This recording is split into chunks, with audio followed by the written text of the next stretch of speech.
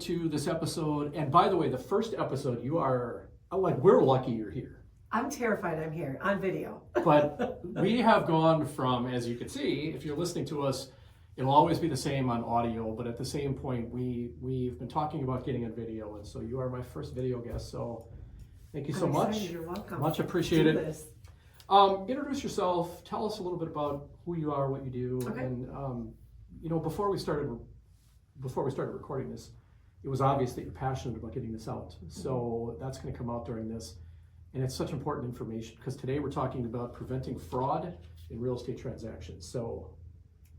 And this is really timely. I'm Lisa Petersen. I am the I'm the vice president now. Vice president at the F&F family of companies. I'm one of their attorneys. My client base is the title insurance agents for Chicago Title, Commonwealth Land Title, and Fidelity National Title across the state of Wisconsin. And one of the things that I do in that capacity is go across the state and teach about fraud. And this is the perfect time to be talking about it. We're at the end of the year. This is when, unfortunately, a lot of the cyber crimes occur. So I think the timing for this is perfect. Why at this time of the year? I mean, I think I know the answer. Yeah, it's because we're busy. We're shopping for gifts. We're getting the house ready. We're planning meals. We're in the real estate world. That's your personal world. Then you add your job to that, and we're looking at closing how many deals by year end, how many deals that have languished all year now absolutely have to close by December 31st, no matter what. And because we're moving in a million different directions and we're not focused necessarily like we should be on what we're doing and who we're communicating with and how we're communicating, we are creating the perfect storm for cyber criminals to enter our transactions and, quite frankly, steal our money. Buyer money, seller money, realtor money, loan money. It's all at risk, particularly during any holiday period. So timing is great. Timing is perfect. How did we get to where we are today, and what is really the big scope of the problem? Boy, honestly, it's the internet. The internet is the gift that keeps on giving. Between the social media platforms that we all rely on, we give cyber criminals all the information they need to really be able to figure out our passwords, figure out if we're home or not home, figure out what we do for a living, figure out how busy we are. I think about my sister-in-law, and she'll go on Facebook and post, I'm doing laundry and I'm missing a sock. Okay, nobody cares.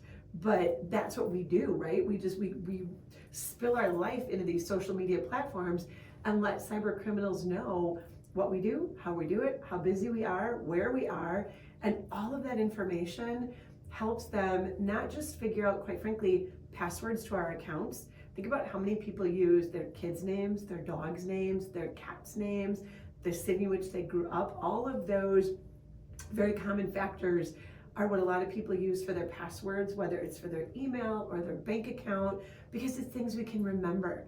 When I think about right now, I probably have 48 platforms that I'm on for different reasons, and then I've got to remember all those different passwords. It's easier to use the same password for every single thing. That gives the cyber criminals the information they need. Their target right now, quite frankly, is real estate. This timing is perfect. We just got an email from our corporate office that was sort of the be vigilant, be wary, be careful, because cyber criminals are very quickly and very easily finding their way into our transactions. Do you want to know how? Because I'll tell you. So we'll be changing our passwords. Yeah, the minute you leave here. For sure. So everyone's at risk, though. Everyone's at risk. And when real estate is the target, how do they get into our world? How do they infiltrate and impersonate, being a title company, being an agent, whatever it may be? I wish I knew the actual technical how they do it, because I'm fascinated by it, but I can give you the global how they do it. And it's, quite frankly, it's kind of easy. There's several ways. The first way is they send an email, again, particularly this time of year, and the email will come from what looks like Bath and Body Works or Target or any of your big box stores that are advertising their sales for the season, right? Click here to come to our website, and once you're on our website, you'll see all of these fabulous sales we have, Black Friday sales, Christmas sales, after Christmas sales, all those things. You click on that link, and that link will take you to a site that looks just like these big box stores. and it will get you to do some shopping, and then it will hopefully get you to the checkout line online. And if you've already got an account there, you'll enter your username and your password, and it will take you to another page, again, that looks just like that particular store's landing page. Now they've got your account, they've got your username, they've got your password. In that minute, they're already in your computer system, because you think you're buying something. They know what you're really doing is giving them access to your computer. They might get a little kick of a bonus by you entering your credit card information, because the site might say, oh gosh, your credit card isn't recognized. Can you please re-enter that data? That's icing on the cake. They're not really interested in your credit card. It's nice because they can use it to make purchases on your dime. But what they really wanted was the access into your computer system. Because once they're in your computer, they can essentially take over. And it's terrifying. We've had experts come in and talk to us about how once these cyber criminals are in your computer, they download essentially programs that will watch your email. If you're a buyer, they're hoping that maybe they, by virtue of you clicking on a link you shouldn't have clicked on, maybe they get lucky and you're selling your house. If not, they move on to somebody else. But again, because we have Facebook and we've got Instagram and we have all these platforms, they can target realtors. They can target title companies, because we blast on these social media platforms what we do. So then they send an email to you because you're on Facebook as a realtor, and they know that's their way in. Once they're in your computer, they not only download these programs that will watch your email communication, but they can also ghost your email. They can create rules in your Outlook that will move incoming emails to a folder that they are then in control of. And the thing that's probably the most frightening about these cyber criminals is they're incredibly patient. I've read articles where they've said that cyber criminals are probably in hundreds of thousands of email systems at this moment, and they've been in for a long time. They have time on their side. They can be patient until they have the size of deal that you're working on that's going to give them some serious money. Because why would I go to all this trouble for maybe a $30,000 vacant lot sale? They have a different way to do that. That's seller impersonation fraud. What they're looking for are the big wins, or maybe a bunch of little wins. Because once they get into your computer, if you are the realtor, they move emails around and they begin to shadow your email. And they'll change simple things. My maiden name is File, P-F-E-I-L. I and L are the two easiest to transpose, and you wouldn't notice it. Because if you've communicated with me for months before they started shadowing my email, your mind's eye sees it the way it should be spelled, P-F-E-I-L. But it really has become P-F-E-L-I. So now you're not communicating with me anymore. You're communicating with the fraudster. And now you're giving them information. And you don't know it, and the people you're corresponding with don't know it. What they're waiting for is the big ticket, which is the wire instructions. Once wire instructions start moving through cyberspace by way of emails, they have an opportunity to pull that PDF and change it. And the only two things they change on wire instructions are account numbers and routing numbers. They leave everything else the same. So before we get to that, I wanted to go back for a second, because I don't know, my mind is actually spinning right now. And again, changing every password that I know to man. So if I suspect, well, how do you lock them out? Is it changing a password along the way, or? I wish there was a foolproof, absolute, or once secure they're in, way. they're in. Once they're in. You would need your IT people to go in and really scrub the system to find out where they are and how they're operating. I would recommend, and this is what we've heard, I'm not an expert in the IT world, but the biggest risk, quite frankly, are realtors and buyers and sellers that are operating using things like Hotmail, Gmail, Yahoo, and they don't have multi-factor authentication set up. Multi-factor authentication is what you would use when you're logging into your bank account, right? So you log in your bank account, you put in your username, you put in your password, and then they text you a code that you add. That's multi-factor authentication. A lot of people that use those free sites like Gmail and all those different free ones, they don't set up that multi-factor because they've never been told to. It's not been something that they, have been told, like, you could have a problem if you don't have that set up.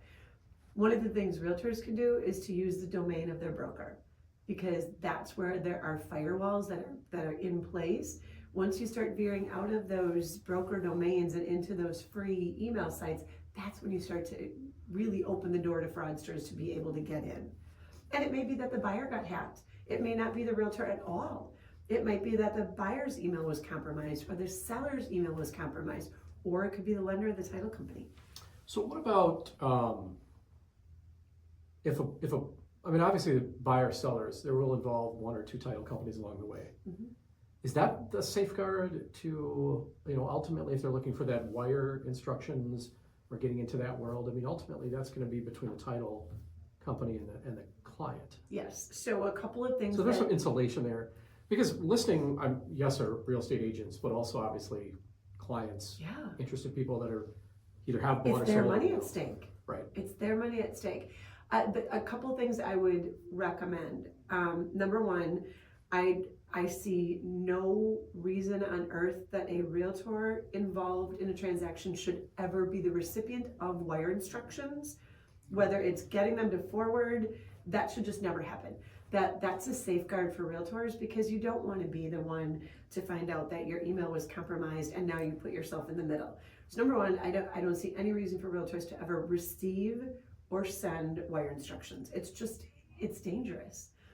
Number two, I think that what realtors should be telling their buyers and sellers is your communication when it comes to wire instructions should be with a title company who's a trusted title company, where you have a name and a phone number that was given to you directly by your realtor, and it's someone that they trust, because wire instructions never change. We don't change wire instructions on the fly. That does not happen. The more times wire instructions are emailed and forwarded, the more opportunity there is for a criminal to make that change to the instructions. So if a title company sends to your client, a buyer, a wire instruction for cash to close or a full cash on purchase, or they send wire instructions to a third party who might be funding part of the deal, those wire instructions, number one, should never be forwarded. The minute they get forwarded, you've opened up exposure for everybody. And number two, those wire instructions should always be verified by a phone call. Never trust an incoming wire instruction email without also picking up the phone and making that phone call to the title company, not at a number that's on the email, but at a number that someone has given you that's a trusted number. Don't rely on the internet for that phone number. Don't rely on the email that you get with the wire instructions to confirm that phone number, because the cyber criminals are smart. They're going to change the routing number, the account number, and if your wire instructions have a phone number that says call this number to verify, they're going to change that because they want to be able to verify it. So that's why it's so important for realtors and title companies to have a tight relationship, so that with confidence you can say to your buyer, Susie Snowflake at this title company is going to call you to confirm wire instructions. Until you get that call, do not initiate the wire. That's a verbal communication that you can have directly with your client, so they know who to call when those instructions come in to verify that their money is not going to get shipped off to some foreign country. Even when I was in law enforcement, and this goes back now pre-2011, I remember going to an elderly woman's condo. I was in Glendale, and she lost $80,000 because she won the Jamaican lottery. I think the lessons that I think hopefully are takeaways for viewers, regardless of your role, is you have to take your time. Yes. You have to scrutinize. Slow down. Look at where the email is originating. And sometimes, like in Gmail, which we use, but it's on an Outlook thing, you have to sometimes even click on the email. Yes, hover over the name. It's extremely important to either click on it, hover over whatever it is, so that you can see what it is to start. I mean, that's got to be your first line of defense. And check it every single time, because you don't know when they might enter the conversation. I think above all, you have to have, like you said, a really great title company, which most firms do. But when we get lazy, and we do in this industry, especially when it involves sales and split titles. right, If you're not familiar with split titles, that's where one title company has the buyer side and one title company has the seller side. Then you have two title companies involved, which is very common in southeastern Wisconsin, and that doubles the risk. So that's why that communication is so important. well, and I think for us too, I mean, we have a policy against, we don't ever get involved in wiring instructions, but if you're trying to, I think one of the downfalls of real estate agents is they try to be perfect in every transaction. I want to handle We're people every little pleasers. detail so that I'm so good that my clients will refer me to 27,000 people, right? And to your point about social media, I mean, we teach agents all the time. You have to be everywhere. I mean, being on social media is just the minimum. Yes. The importance of a website today is much less than it used to be, but it's a verification. Hey, John is actually with Remax. He's with Remax Service First, whatever. Yeah. He's legitimate. But I think sometimes you have to, and I teach our agents this all the time, is you have to stay in your lane. If it involves title and it involves wiring instructions, I want nothing to do with that. Right. We are very much in the We're just service shutting industry. off streets. Right. We're shutting down roads Right. where the potential fraudster can get to. And it's hard because, and title people are the same as realtors in that manner. We're in the service industry. Our job is to get the deal to the finish line, and we want to make everybody happy as we go through it. And sometimes it's hard to sort of put what somebody might consider a roadblock in place by saying, don't just rely on the email. You're going to have to pick up the phone and call. Well, what do you mean I have to pick up the phone? I just got the email. It says what I need to do. It's your money. Do you want your money gone? Because they're targeting buyer cash to close, buyer cash purchases, seller proceeds, and the newest one is lender payoffs. Because the cyber criminals have figured out that the seller's payoff is often bigger than the seller's proceeds. You've got more to pay your lender back than what you're taking away from the closing. So every piece of the transaction's at risk. And again, this time of year especially, because all of us are doing a million things at once. We're moving too fast, and we're not stopping to really think about, gee whiz, should I have clicked on that link? Did I really, was that really? Because back in the day, if you clicked on a link you weren't supposed to click on, you knew it immediately because you went to this page and it was just this cyber gobbledygook and you went, I shouldn't be here. And then you clicked out and walked away. And you feel dirty. Yeah, because you're like, oh, that doesn't look like I I should went to a have. But site now I they shouldn't. look like they should. Now they're so good at ghosting these pages that you look like you're on the page you should be on. And the minute you're on there, it's already a minute too late. So it's recognizing that clicking a link is a terrible idea.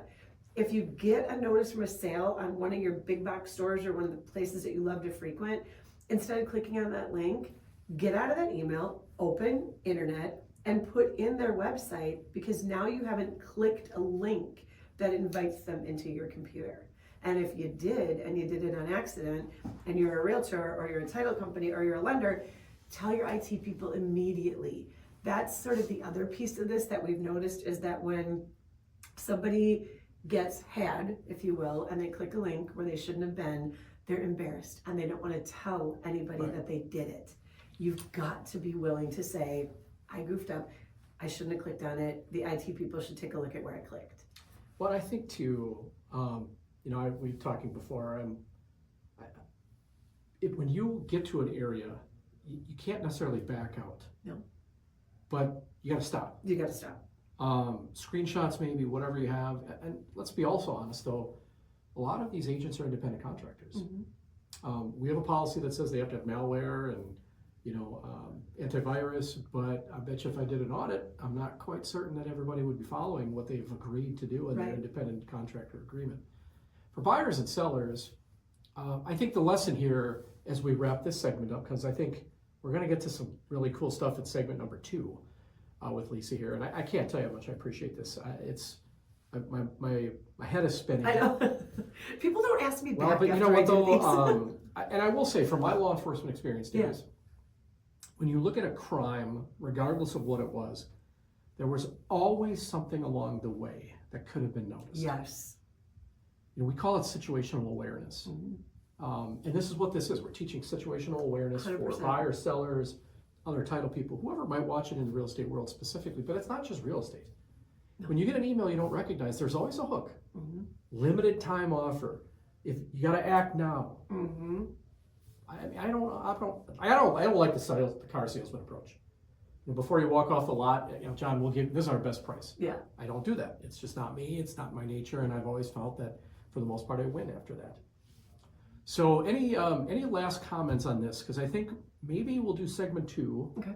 And we're going to talk about seller impersonations. Yes, seller impersonation fraud, another hot topic. I guess my last word on this is slow down, pay attention, take your time. Real estate deals closing or not closing are not life or death. We're not doing brain surgery. No one is going to die if this closing doesn't occur. So take your time, slow down, pick up the phone, call, verify, verify, verify. That is the most important thing when it comes to anything to do with wire instructions, because it's your money at stake. If you're a real estate agent and you're watching this, never get involved in wire fraud. You probably have a firm policy with whoever you're affiliated with that doesn't allow that. And you got to let your buyers and sellers, work with the title company directly, and you've got to preview things as you get to that stage. You're going to hear from title. Yes. They're going to need information from you. This is the title company we're going to use. This is the person that's going to call you. Set the stage. Exactly. It's no different than an inspection. Correct. When a buyer, especially a first-time home buyer, goes into an inspection, it's going to freak them out.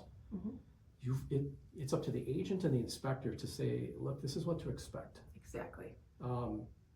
That's the best we can do for now. Mm-hmm. Awesome. This was great stuff. You are definitely going to want to see part 2, so stay tuned for that. But Lisa, thank you so much You're for your welcome. time. Thanks for having me. Appreciate you. Get the word and out. thank you for tuning in. And until next time, have a great day, everybody. This episode of Wisconsin Real Estate Today has come to a close. Be sure to subscribe to this podcast and let others know if you found this content useful. Until next time, make today your best day.